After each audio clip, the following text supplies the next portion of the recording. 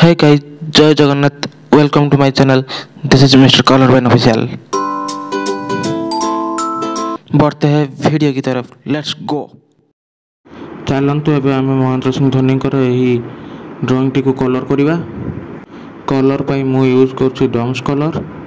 Dumps रहा हूँ एक कॉम्बो पैक. तो या भितर सब प्रकार कलर रही.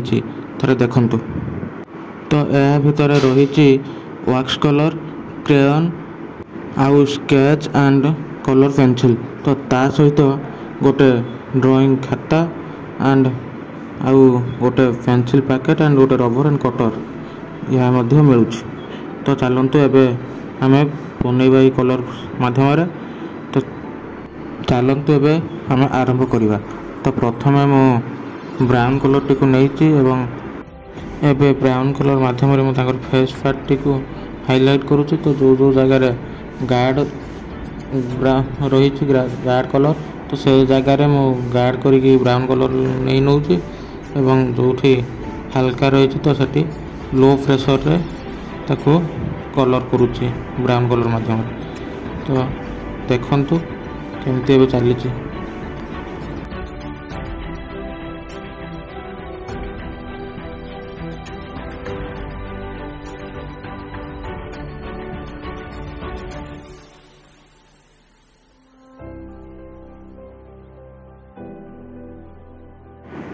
देखी चलतु एवं मु पूरा फेस टी को धीरे धीरे ब्राउन कलर हाइलाइट करी चलची.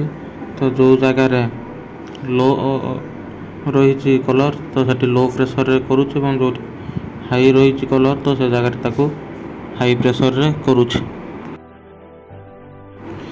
देखी चलतु एवं मु तांकर दाढ़ी एवं चुटी पार्टी कलर करुच्ची. तो से मु प्रथम ताको सही ब्राउन कलर माध्यम ताको गार्ड ब्राउन करुच्ची. तो केमती तार डिटेलिंग हो पार से अनुसार ताको गार्ड कर नौ. तो देखंतु एबे मु ताको दाढ़ी पार्टी हो सारी. तो यापर आम चुटी पार्टी करुच्ची. तो देखंतु पूरा गार्ड मीडियम रही गार्ड प्रेशर रे. तो जिते भी आपण मैंने करूँ तो ये यूज करेंगे. तो देखी चलतु एबे चुटी पार्टी केमिति होउची.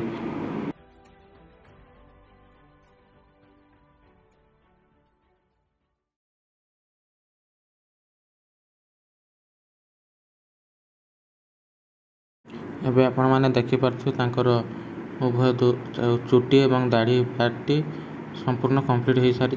तो एबे मु तांको आउ टिके टिके डिटेलिंग अच्छी फेस रो ताको मु करि नउची.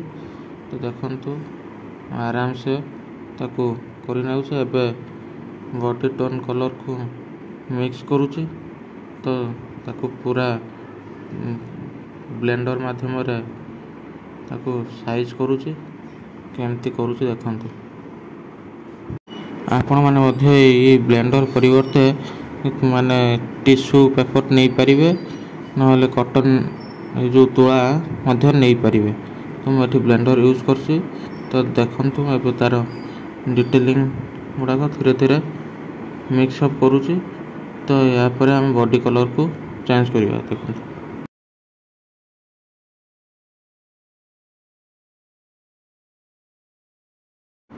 एबे मु बॉडी कलर को हाइलाइट करने तो मु लाइट बॉडी कलर टाको यूज करुच्ची. तो देखि नियंतु लाइट बॉडी कलर टाको एबे मु हल्का हल्का करके जो जो जगह आवश्यक होउची तो ताको मु हाइलाइट करि नउची. तो देखि नियंतु केमिति एबे सेटा मु हाइलाइट करुच्ची. एबे मु तांको ओठटे को पिंक कलर करि नउची. तो देखंतु ताको डिटेलिंग मध्य करी फास्ट पिंक कलर यूज करছি.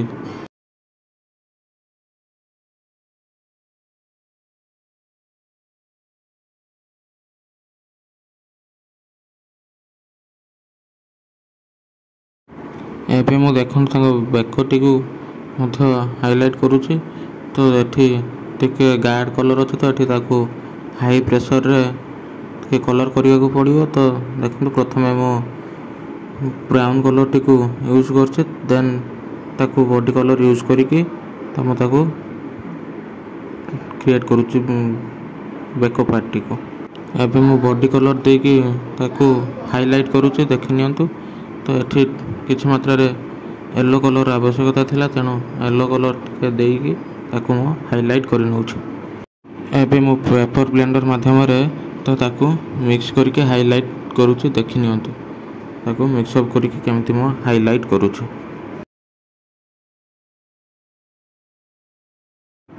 एबे मो देखंतु पेपर ब्लेंडर माध्यम रे तो तांकर दाढ़ी एवं चुटी पार्टी को हाइलाइट करूछि। तो पूरा देखंतु केमति मो हाइलाइट कर नउछि तांकर पेपर ब्लेंडर माध्यम रे तांकर दाढ़ी आउ चुटी शेपटा को।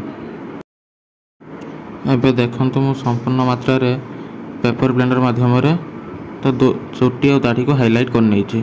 तो एबे तांको ड्रेस टी को मो येलो कलर नै कि करू हाइलाइट करूछि, तांको ड्रेस टी को कवर करूछि। तो देखि नियंतु।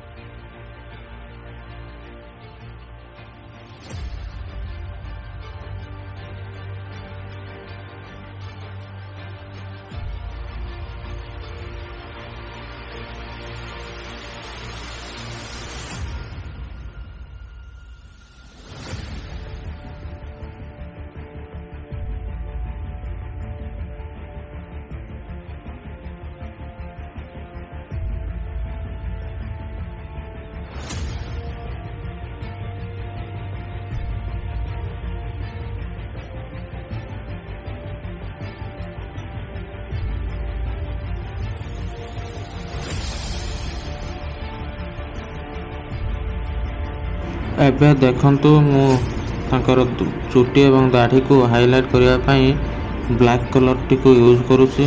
ब्लैक कलर टी को ऊपर धीरे धीरे हाइलाइट करूची, काहे कि ना ताको चुटी एवं दाढ़ीटा को हाइलाइट करके पूरा डिटेलिंग जेमती करि हबो एवं रियल जेमती करि हबो।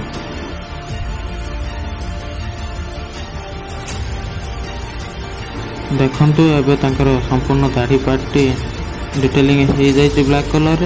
तो एबे देखंतु मु तांकर चुटीटा को मते सेही भली ब्लैक कलर डिटेलिंग करूची।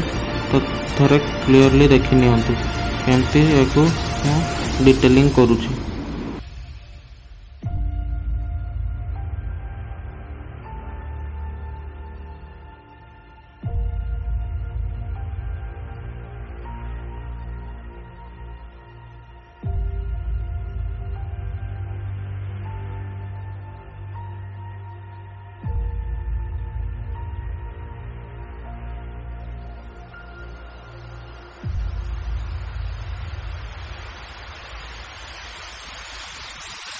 एबे देखंतु तांको बेकटी टिके गाढ़ कलर थिला, तेणु ताको मो ब्लैक कलर यूज करके टिके हाइलाइट कर नउची।